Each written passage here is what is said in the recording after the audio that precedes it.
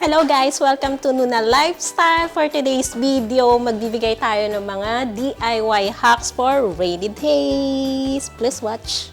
Of course, kapag nagmamadali ka, tapos basa pa yung damit mo and yan yung gusto mong isuot, kailangan mo lang ng tuyong towel.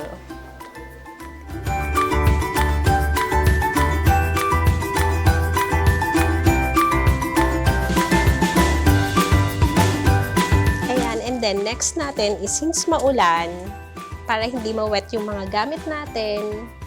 Di ba pag umuulan usually nababasa yun? Pwede mo lahat ng gamit mo. Di ba? May biscuit pa.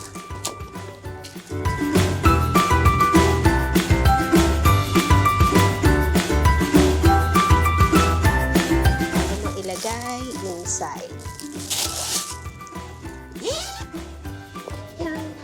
Ready na sa tag-ulan.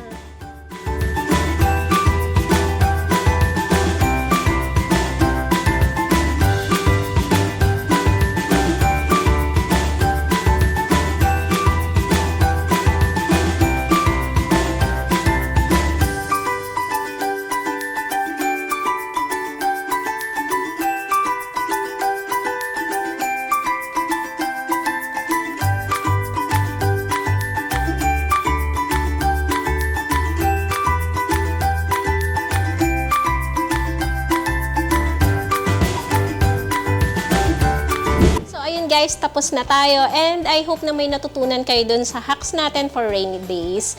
For more videos, please stay tuned to Nuna Lifestyle. Thank you for watching. Bye!